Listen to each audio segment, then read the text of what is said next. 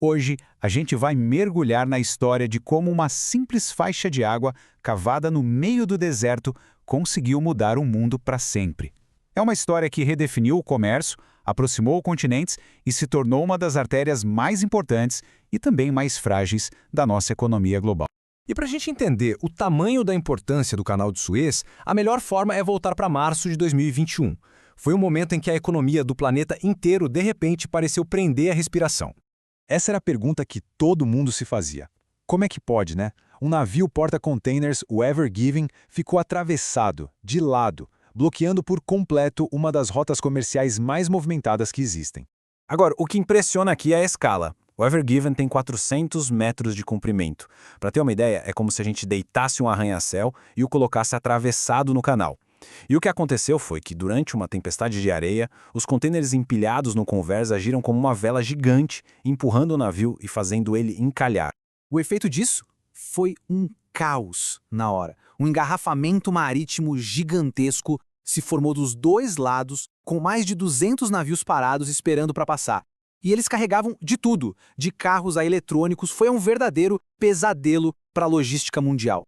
Com o canal bloqueado, a única alternativa era a rota antiga, dar a volta no continente africano inteiro, passando pelo chifre da África. Isso não só adicionava semanas de viagem e um custo absurdo de combustível, mas também deixava as tripulações expostas a uma das áreas com mais pirataria no mundo. Um risco enorme. Pois é, a crise do Ever Given deixou bem clara a importância do canal. Mas, afinal, qual é a grande sacada por trás dessa hidrovia? Vamos voltar um pouco para entender o propósito fundamental dela. Então, o ponto central é este. O Canal de Suez é basicamente um rasgo de 193 quilômetros no deserto. E a característica mais genial dele é não ter eclusas, que são aqueles elevadores de água que a gente vê em outros canais. Como o terreno por ali é muito plano, os navios conseguem passar direto, muito mais rápido. E a revolução que isso causou fica muito clara aqui. Antes, para ir da Europa para a Ásia, era preciso fazer essa volta imensa na África. O canal simplesmente eliminou essa necessidade, transformou a logística global e colocou o Egito no centro do mapa como um portal entre o Ocidente e o Oriente. O resultado? Hoje, o canal é responsável por impressionantes 14% de todo o comércio de mercadorias do mundo. É um volume inacreditável de coisas passando por ali todos os dias. Mas, claro, uma obra de engenharia desse tamanho não surgiu do dia para a noite. A ideia de conectar esses dois mares é, na verdade, milenar. Uma história cheia de ambição, erros de cálculo e, olha, muita luta. Essa ideia existe há quase 4.000 anos. Até Napoleão tentou tirar o projeto do papel em 1799, mas os engenheiros dele erraram feio no cálculo dos níveis do mar e o plano foi abandonado. Foi só lá no século XIX que um diplomata francês finalmente conseguiu montar a Companhia do Canal de Suez e dar o pontapé inicial na construção. E a construção, claro, enfrentou uma oposição política fortíssima. A Grã-Bretanha, que era a maior potência marítima da época, viu esse projeto liderado pelos franceses como uma ameaça direta ao seu domínio, principalmente a sua rota para a Índia. O mais irônico disso tudo? Anos depois, com o Egito em crise financeira, foram os próprios britânicos que compraram 44% das ações do canal, garantindo o controle da via que eles tanto criticaram. Os primeiros anos da obra foram brutais. A escavação era feita com trabalho forçado de milhares de egípcios, usando basicamente picaretas e pás. A coisa só mudou em 1863, quando o trabalho forçado foi proibido. Aí a companhia não teve escolha. Teve que se modernizar e trazer dragas a vapor e outras máquinas que acabaram acelerando bastante o projeto. Mas a história não termina na inauguração, em 1869.